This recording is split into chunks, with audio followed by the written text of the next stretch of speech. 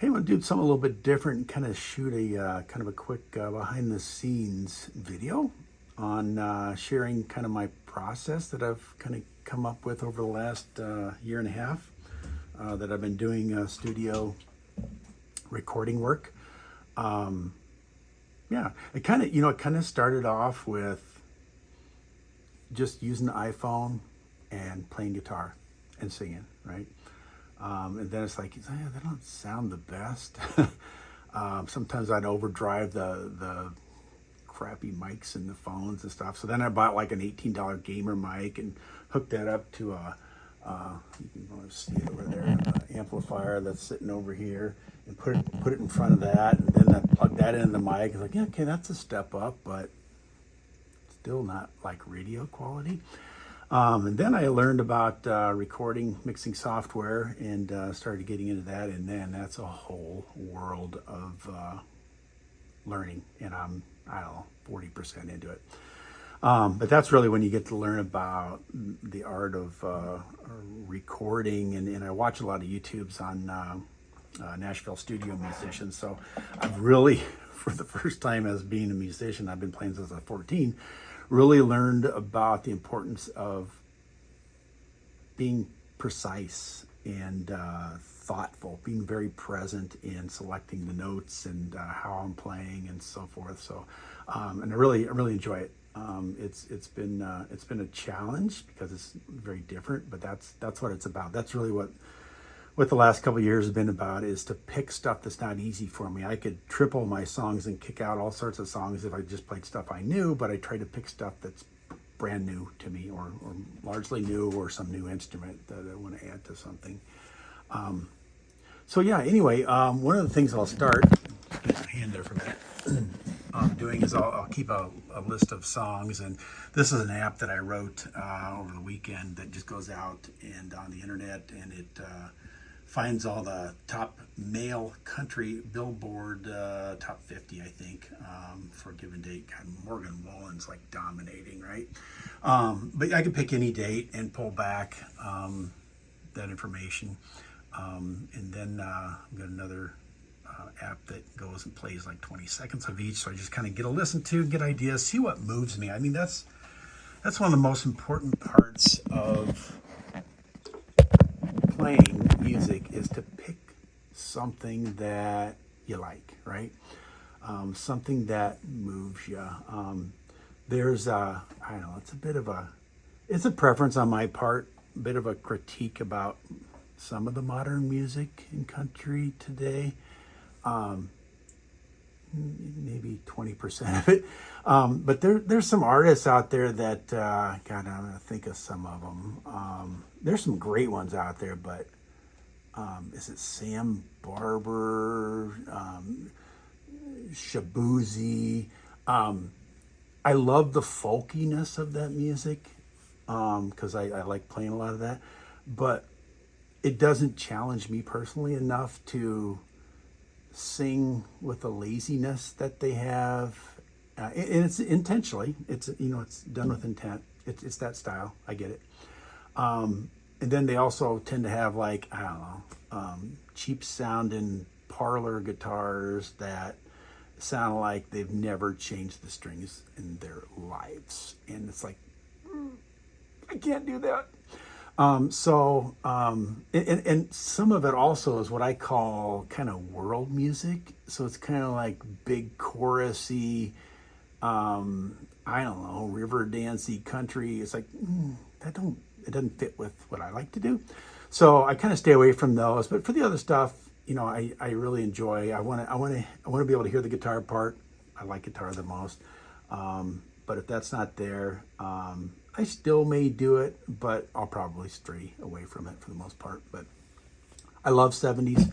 The reason I like 70s music is because it's got such a dynamic tempo to a lot of the songs. Pick an artist, right?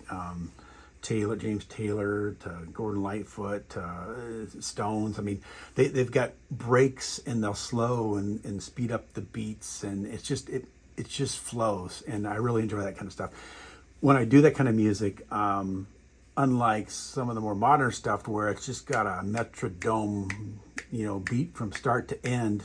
There's some good songs there, but again, it doesn't move me as much. So again, I kind of gravitate towards a lot of 70s stuff or modern day stuff. Eric Church has got some good dynamic tempo stuff, and that moves me a bit too. But for those songs, since you don't want to start with the drummer, you don't want to start with that beat, because you got to get where the bass instrument is, not the bass guitar, but usually that's a rhythm guitar. Usually that's a rhythm instrument that's keeping the flow, that has the soulfulness of the song, right? So that's generally what I'll start with. And my first track that I'll record is I'll show you what I mean by tracks, is a rhythm guitar, which is usually an acoustic. And I got my Taylor over there. I've got a couple other Cordoba and Takamine and Yamaha, some other acoustics that I'll use. And so again, I'll listen to the song and try to pick out what I think is going to sound the closest to it.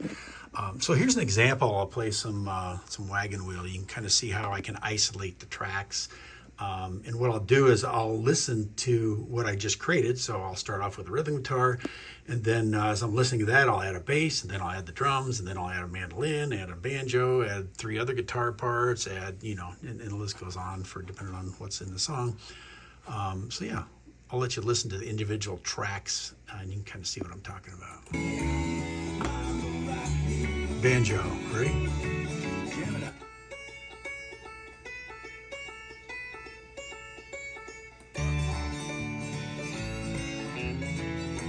Let's do a little Alan Jackson style. Hit it.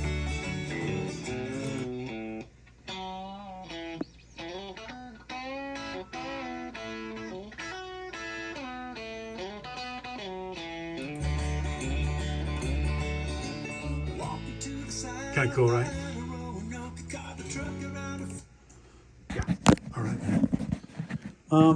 I was going to show you this guy. I try to do as much as I can. Like before, I got a mandolin, which I'm really starting to enjoy. Although, God, that's a tiny ass fretboard. I can't get my fingers to fret the chords, so I'm going to have to do some practicing. But I use my ukulele to do mandolin parts on some bluegrass tunes, so I got to maybe redo those right and put the right instrument in there. But there's my banjo, bass guitar. I love this bass. It's not an expensive one. It's a Yamaha, and it's very flexible. Got my American custom Fender Stratocaster Deluxe. Yeah, it's a long name. Got my ES355 like guitar, semi-hollow. All of them got a little bit different sounds. Tambourine, other gadgets that'll add to it. So the software, you could put in delays and different effects for different instruments. Sometimes I don't like the way they sound, so I've got my own kind of best in class. A lot of Nashville musicians have got some of these guys. These two, probably one of those. This is my digital interface, so I can record up to 2 devices at once. A lot of times I'll play while singing and then add parts to that. And then I got my monitor speakers here. They're meant to try to reproduce realistic, like the sound of my voice as much as possible, so that I can get a good sense for what the song is going to sound like, listening to it in the car and that kind of a thing. So I got my headphones. I'll double check these speakers with a good set of headphones. And I've got another good set of earbuds, right? Check these babies out, right? Cool beans. So anyway, got some floor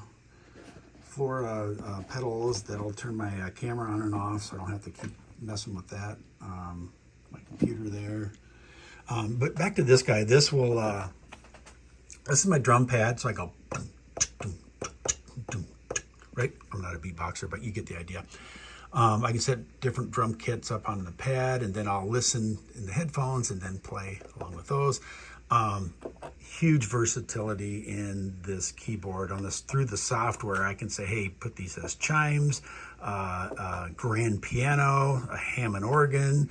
The list is just about endless on what I can do.